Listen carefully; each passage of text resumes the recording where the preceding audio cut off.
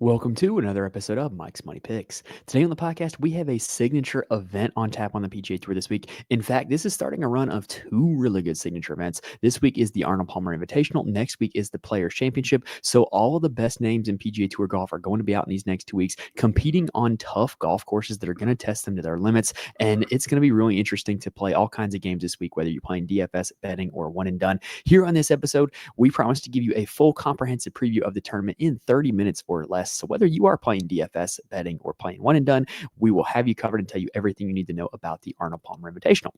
Now, I can tell you the plan as of right now is to also record an episode for the Puerto Rico Open, which is the alternate event this week. So make sure you are subscribed to the channel, because not only will you be able to be with us for the rest of the PGA Tour season, but you can get all of our college basketball content as well as know when that episode for the Puerto Rico Open does in fact drop. So like I said, we got 30 minutes or less. Countdown's ticking. If this video helps you out in any way, please hit the like button. It really does help me a ton when you guys do that, as well as rate and review on audio. But let's go ahead and dive into it. We got to start talking about. All right, so it only makes sense that the Arnold Palmer Invitational, a tournament named for the king himself, is going to be taking place at a course designed by Arnold Palmer, and that is Bay Hill Golf Club in Orlando, Florida. Bay Hill shares a lot of traits with a lot of other Florida golf courses, but it is also a little bit tougher. It's kind of like the big brother of all the Florida golf courses, and it is set up in a way that allows the best players in the world to separate from mere mortals. And if you look at the recent winners of this event, that kind of tracks. Scotty Scheffler has won this tournament in 2 of the last 3 years. Kurt Kitayama was the other winner, which was kind of a random winner. But before that, you had Bryson DeChambeau, Tyrrell Hatton, and Rory McIlroy as winners of this event. Tiger Woods has had a lot of success at this course, as has Phil Mickelson. So the greats of the game all have a lot of success in Bay Hill, because the traits that make them the best golfers in the world are traits that will allow them to play well at this course. This is annually one of the more difficult tests on the PGA Tour year in and year out, because not only is it a par 72 over 7,400 yards, one of the longer tracks on the PGA Tour, but they always let the rough grow out super thick. So that way it is genuinely a hazard off the tee. With it being a Florida golf course, water lurks everywhere here at Bay Hill, just like what we saw last week at PGA National, just like what we're going to see next week at TPC Sawgrass. Water is lurking everywhere. And then, oh, by the way, the greens are pure Bermuda grass, and they are firm and fast as they come. So, just because you're on the green does not guarantee that you're going to be able to make the putt. Just because you're close to the green doesn't guarantee that you're going to be able to get up and down. You're going to have touch around the greens this week. So with this being a difficult test, with this being a long golf course, what you are going to see a lot of this week is you are going to see a lot of driver off the tee, just because it does give you every advantage possible to be able to be as close to the green as possible. If you're not a long hitter this week, you're going to have long irons into greens, and having long irons into firm and fast greens is just not the move. Now, with that being said, driver off the tee does bring a little bit of risk into play, because if you do not hit the fairway, you're going to be in thick rough, or you could end up in water. The course's signature hole, number 6, which you are seeing right now if you're watching on YouTube, is a perfect example of this. It is a par 5 that winds its way around a lake on one side and heavy rough and trees lurking on the other. So if you do not hit the fairway, you're going to be in for a world of hurt, and you're going to have to play against those hazards for all shots of the hole. Bryson DeChambeau, in one of the most famous recent golf shots in recent PGA Tour history, almost drove the green on this hole over the lake. It's a shot that no one had really attempted before or since, and he ended up, birding that hole on his way to winning the API in 2021. So this course is going to bring with you a little bit of risk and reward. If you're able to drive it long and accurate off the tee, you're going to be starting this tournament on second base, because like I said, you don't want long irons into these firm and fast greens. But for the most part, this is going to turn into a middle and long iron test. Guys really can separate themselves on approach. Now, in terms of comp courses this week, I think that the best comp courses that are played yearly on the PGA Tour schedule are Quail Hollow and Muirfield Village. These are other long and difficult golf courses with firm and fast greens and thick rough that we see year in and year out. I think the other Florida golf courses can be used as a little bit of a corollary as well. And I think performance at major championships can be used as a corollary as well, because what you see this week more than anything is guys who play well at the quote unquote big boy golf courses and play well at major championships also play well here. You may hear hear Torrey Pines as a comp this week. I don't think that's the best comp because not only is the agronomy different with Torrey Pines having pure POA on the greens, but Torrey Pines is a golf course where a big miss is punished the same as a small miss. If you miss the fairway at Torrey Pines, you're in the rough. Whether you're in the rough by 5 yards or by 65 yards, it's just a field and you're just sitting in the rough. Bay Hill is much different than that because small misses, yeah, you're in the rough, but big misses, you could be in the trees, you could be in the water. So you're going to have to really be on this week. It is not a course like Torrey Pines where you can just bomb away and hope to hit the fairway. You're going to have to be controlled off the tee and on approach. When it comes to around the green play, this course does feature a decent amount of elevated greens where you're kind of chipping uphill to them, which a lot of players find easier. Personally, as an amateur, I find chipping uphill quite easy. And there's also a lot of thick rough around the greens, not like some other courses like Riviera or Augusta National, where you see kind of these shaved down areas of short grass around the greens, which personally, again, as an amateur golfer, I think chipping out of rough is easier. So you can see guys that don't necessarily have the best touch around the green or have the best short game do well around the green here because it's just not a difficult place around the green.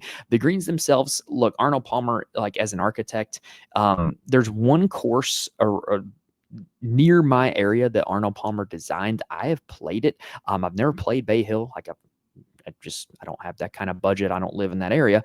But Arnold Palmer designs are all quite similar, where it's a lot of the like bombasticness of the hazards and the tee shots. The greens themselves don't feature a whole lot of character. So if you're able to putt on fast Bermuda, you're going to be able to putt here. There's not a whole lot of undulation or a whole lot of slopes on the greens. But I do think that when you look at putting this week, I do think you want to look at putting on fast Bermuda grass. There's a lot of people out there that say that grass type doesn't matter for putting. It absolutely does. I think just personally for me as an amateur, I think it's a lot different putting on Bermuda grass versus putting on bent grass. It's quite different. I do much better on bent. And so if it's that way for me, having only played, 1,000 rounds of golf in my life, actually, I don't even think I played that many rounds of golf in my life. But then how could it be for the pros where they played thousands and upon thousands of rounds of golf, right? Well, there's going to be differences in the grass type. So I do think that that's something worth looking at this week. Now, in terms of the key stats this week, here's what we're looking at. We do want guys to be good off the tee this week. That is a prerequisite to succeeding here. So we are going to look at strokes gained off the tee, and we are going to look at total driving this week because we want you to be accurate as well as long. Also, strokes gained approach is important week in and week out. It's going to be important again this week, but we're also looking at proximity of everything above 150 yards because this is a very middle and long iron test. You're not seeing a whole lot of wedges here. Bogey avoidance, I do think, is an important stat, as well as strokes gained putting on Bermuda. And I do think you can value course history here. This is one of the more sticky course histories on the PGA Tour because guys who play well at this type of golf course tend to play well here. We already mentioned all the comp courses. PGA National and TBC Sawgrass as Florida courses, Muirfield Village, Quail Hollow, major championship venues. Those are the other comps that we're going to be looking at.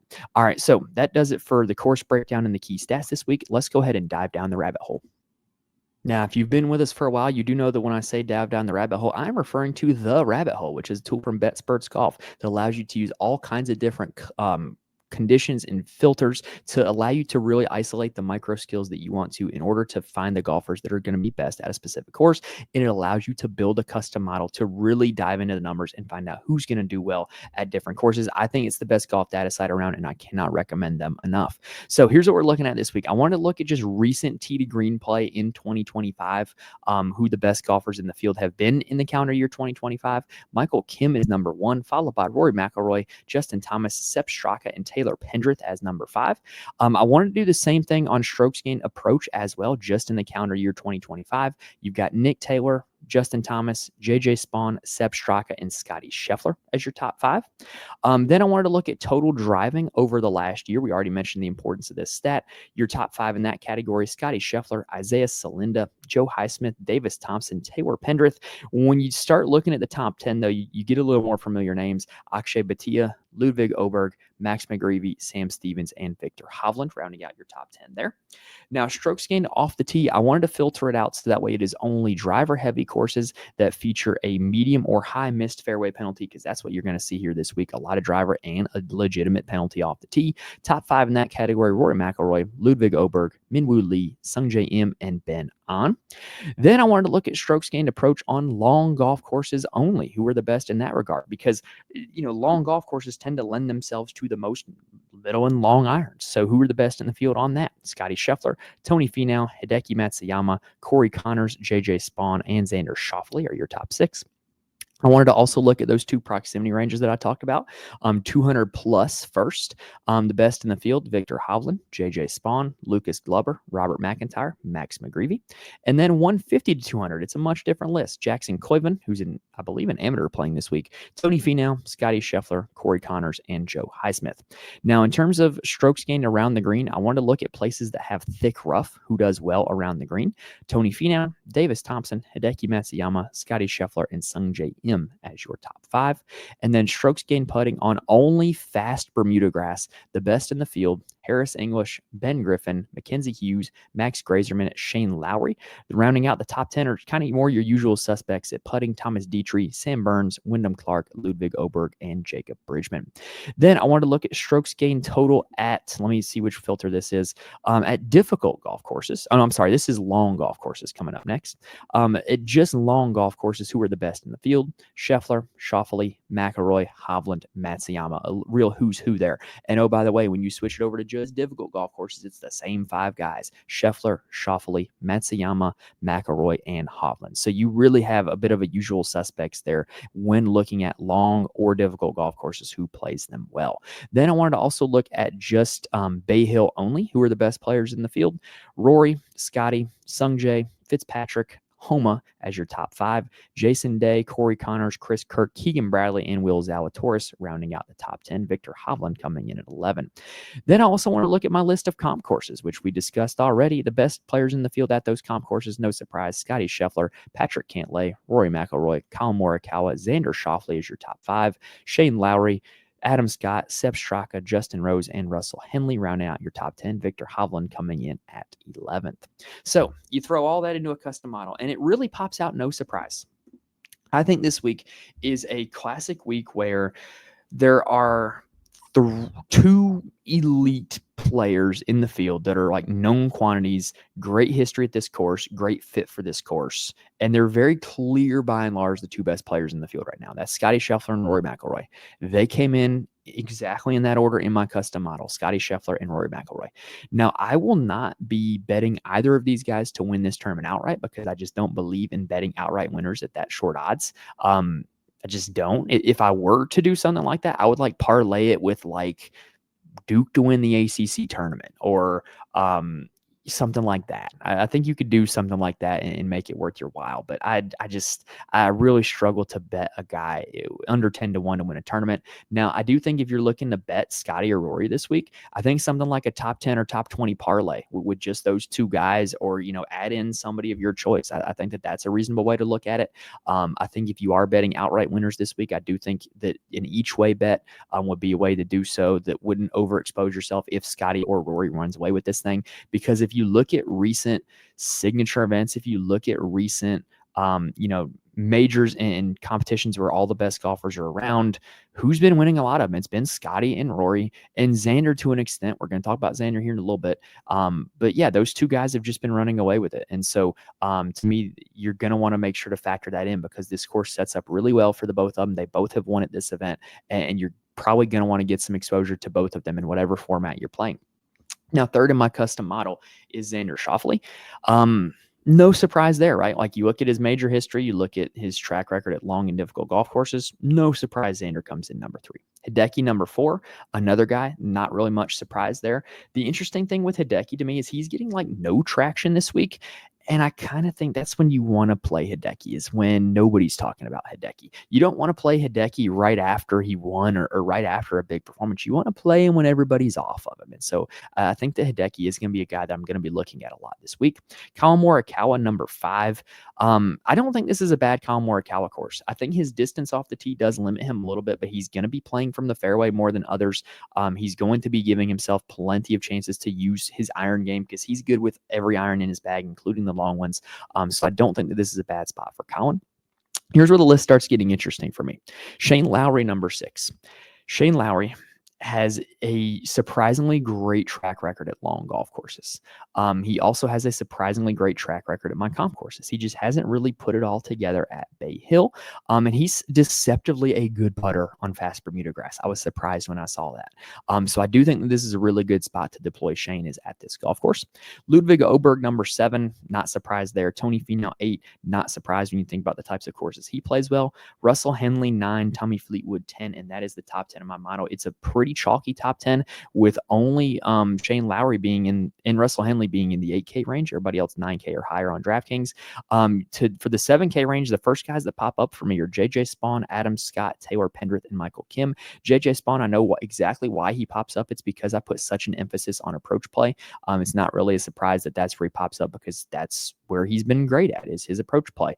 In his track record on long and difficult golf courses, and this golf course is not great, but his approach play is. So if you're an approach play truther, JJ Spawn should be your guy this week. But yeah, that's what we're looking at with the custom model right now. I do tweak this model as the week goes by. And if you would like to know who makes the final top 10 of my model, head on over to the Patreon, patreon.com/Mike'sMoneyPicks. I write an article every week with not only my core plays on DraftKings as well as FanDuel, but the top 10 for my model and a write-up on why they're the top 10 of my model and why they're my core plays. So if you want that information, head on over to the Patreon, patreon.com/Mike'sMoneyPicks. If you do want more information from me in other ways, follow me on Twitter at Mike'sMoneyPicks. I tweet out all updates for the show as well as some other information as well. And then join in the Fantasy Corner Discord. It's a community of a bunch of people who play DFS for a lot of different sports, and the golf chat is one that has been active in there. So if you're looking for people to talk DFS with, it does definitely have a DFS lean, but if you're looking for people to talk DFS with, the Fantasy Corner Discord is a great place to go. All right, so that does it for the data. Let's go ahead and take a quick breather, and then we're going to look at the board and talk about some more DFS and betting strategy. So this week, we've already mentioned my affinity for Scottie Scheffler and Rory McIlroy. Here's the interesting thing, though. I don't necessarily know. I do think that this golf course sets up super well for them. I do think that they are by and away the two best players in the field. I do think there's a chance that they're 1-2 on Sunday and that they could run away with it. I think that that's in the realm of possibility, right? But I do not know if playing them both together in DraftKings is a wise choice. Because when you do that, you're going to be restricting yourself to playing multiple players from the 6K range on DraftKings. Right. And this is an event that has a pseudo cut, right? It's an elevated event, but it will cut down to the top 50 and ties after Friday. When you look back at the last signature event that did this, the Genesis Invitational, about 2/3 of the guys that were cut were players that were in the 6K range on DraftKings. So basically, yeah, what tends to happen is who does DraftKings put in the 6K range? The worst players in the field at golf courses that are long and difficult, who tends to not be the best, the worst players in the field. So really, there's a ton of landmines in this 6K range. And if you play both Scottie and Rory, you're going to have to be hoping that you can just dodge all the landmines because you're going to have to play multiple guys in the 6K range. So what I think is kind of a more viable strategy this week is to take your pick at the top, whether it's Scottie or Rory. And I don't think that it's necessarily a Scottie or Rory thing because there's $1,200 gap between them on DraftKings. It's much easier to play Rory. You're afforded a lot more playing Rory. But what I do think you want to do is pick one of the two of them to start your lineup off with, pick your guy in the 9K range, and then be very balanced in the 7K range. Like, I don't think you want to really dip down into the 6K range a lot this week. We're going to be talking about a few of my favorites in that range here in just a second, but the 7K range to me is really juicy, and I really think it's where you want to live at. Now, from those two, let's talk about Xander Schauffele. So Xander Schauffele is probably going to be supremely unowned in DFS this week. And the reason why is because we haven't seen him in a long time. We haven't seen him since the Century, where he wasn't all that good. But, oh, by the way, last summer, he was the second best golfer in the world. He won the Open Championship.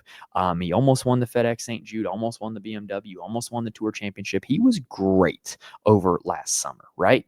And if we get that Xander, and he's going to be unowned in DFS, that's a great way to play Xander. And I do think that he's a good fit for this course, but it's carrying with the risk that we don't know what he's going to do because we haven't seen him in a while. So I do think there's a little bit of risk there, but I do think that from a game theory perspective, knowing that a lot of people are going to play Scheffler and McIlroy, if you are a leverage bro on in DFS formats, Xander would be your leverage guy because nobody's going to play him. Everybody's going to be opting for Scotty and Rory.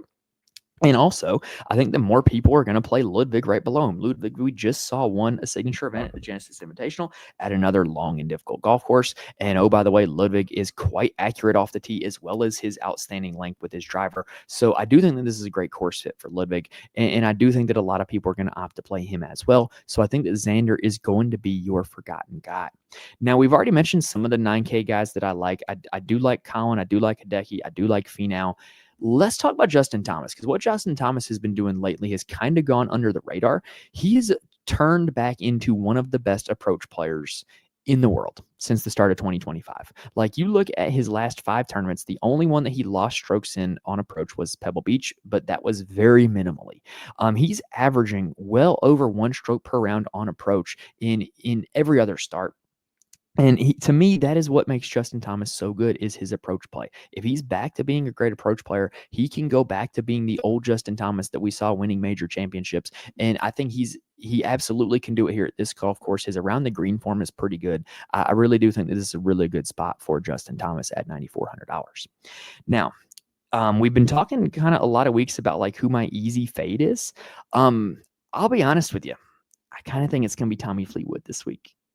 He's a guy I just don't really play a whole lot. I tend to play golfers who win golf tournaments, and Tommy Fleetwood doesn't win a lot of golf tournaments. His approach form is outstanding, but his around the green play and his putter, which is normally pretty good for him, has not been. And I just don't really trust him with his lack of length off the tee at this tournament. He does not have a great history at this course. He has one T3, but he missed the cut here last year. Was T61 the year before that. I just don't trust him here. And I think that, we're hearing a lot of people talk about him this week. I'm just not buying it. I think he's going to be one of the guys up top that I'm going to fade. I also feel the same way about Sam Burns at 9,000. I feel the same way about Sung J M 8,900. I think that is the range that I'm probably going to be fading on DraftKings. I just don't trust Burns or M's recent approach form. And really, you look at the course history for both of them. Sung J's been great here, but Sam Burns has not been.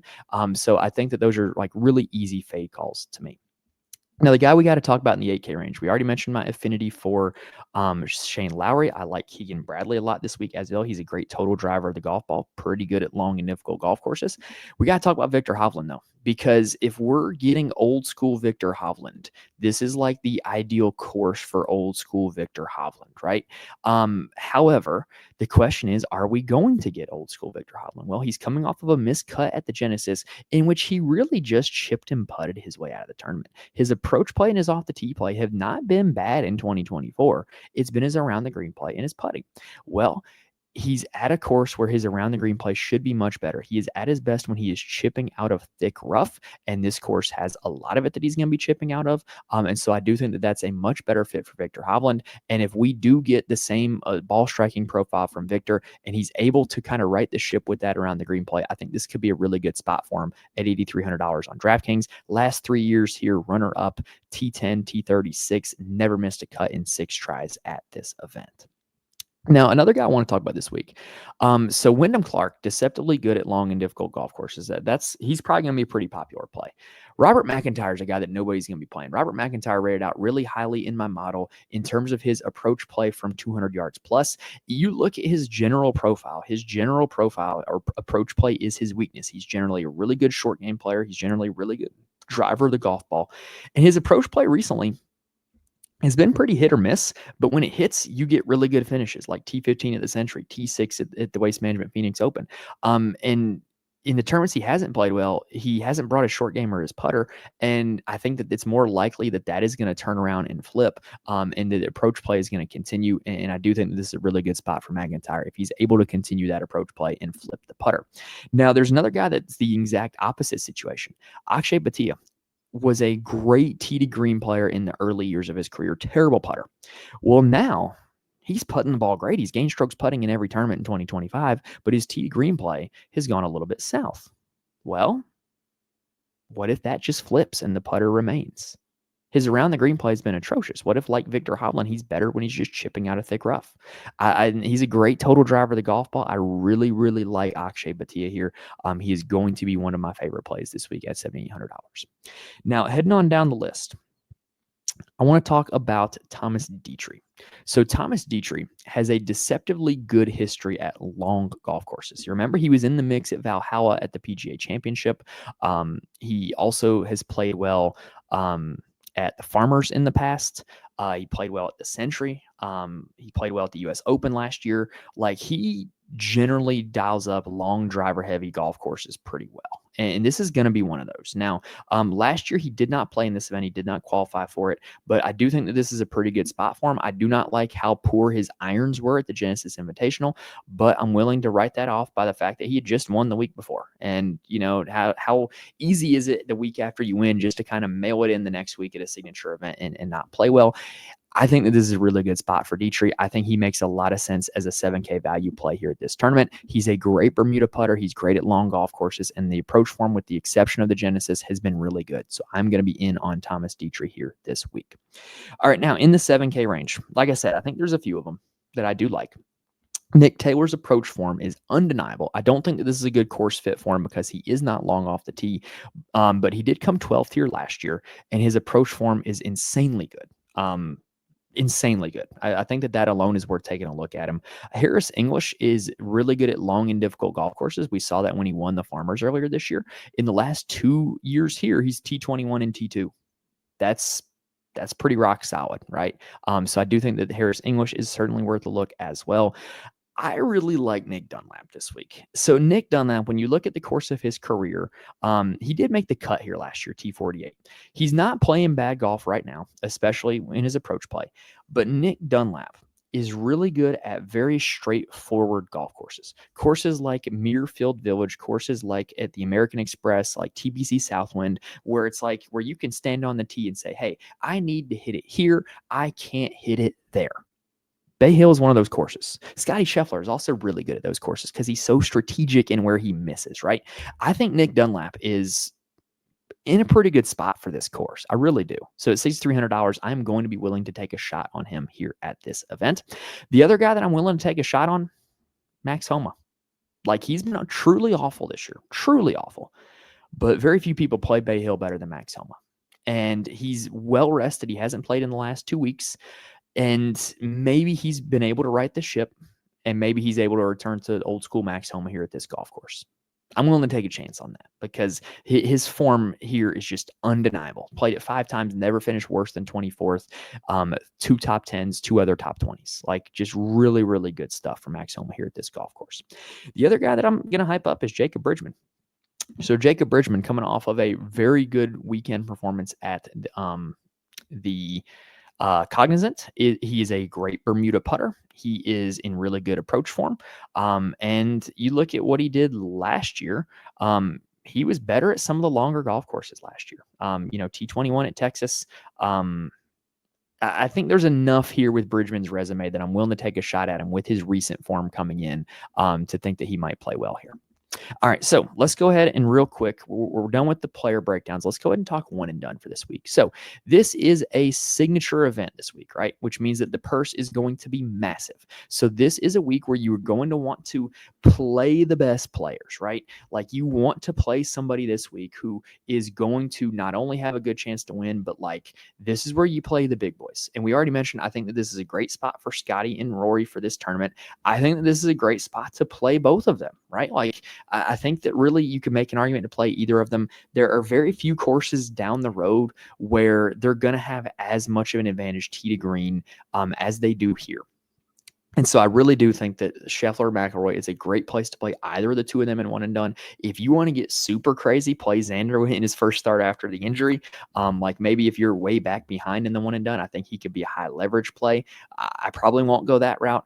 If you want to save Scheffler and McIlroy, I think this is a really good spot for Ludwig. You can see in the one and done that I've got here pulled up on the screen, I used him at Pebble Beach, which was just an awful pick on my part because he ended up withdrawing. But I think this is a really good spot for Ludwig as well. So I really do think that you want to play one of the golfers near the top this week. If you have not played Hideki yet, there are very few spots down the road where you're probably going to want to use Hideki. So I do think that it makes a lot of sense to play Hideki here at this course. And I don't think that if you really want to go further down the board, I think that Victor Hovland, I think that Wyndham Clark are both pretty solid bets at this course. There's not a whole lot of courses down the road that I could see myself using either of the two of them at. So when I did the one and done in the preseason, I had Rory McIlroy as my preseason pick. I think I'm going to stick to that. I think I'm going to use, I had mentioned here that I play 2 one and dones. I do think that I'm going to play Rory in one of them. For the other one, I'm probably going to go with Scotty or maybe Victor. But that's what I'm thinking here for one and done this week. But like I said, with it being a signature event, with it being a big purse, you are going to want to deploy one of the big boys this week here at Bay Hill. All right, y'all, that is going to do it for our preview for the Arnold Palmer Invitational. So whether you are playing DFS betting or one and done, hopefully we gave you guys plenty of information to use to pick a winner this week. And we did it all in under 30 minutes or less. If this video helps you out in any way, please hit the like button. It really does help me out when you guys do that. If you're listening on audio, please rate and review the podcast. It helps me out so much when you guys do that. I cannot stress that enough. It helps the podcast show up in searches and the algorithm, helps more people find the video, helps grow the community. So I just really do appreciate when you guys do that. And I really cannot stress how important it is to me when you do that. So, but that's going to do it for this week. Like I said, I do plan on having a preview for the Puerto Rico Open. I've also got a lot of college basketball content coming out as well. Underdog started college basketball best ball for the NCAA tournament, and we have a video out on that. So go check out the channel feed if you would like that. But yeah, that's going to do it here for this episode, y'all. Very much looking forward to watching this golf tournament this week, as well as next week, the Players Championship. 2 big boy events coming up. It has me really excited to watch some golf. Hopefully you guys are as well, and hopefully we gave you guys the goods here in this episode to help pick some winners. But that's going to do it here for this episode, y'all. Best of luck to you guys at the Arnold Palmer Invitational. Thank you guys for watching and listening to this point, and I will see you guys next time.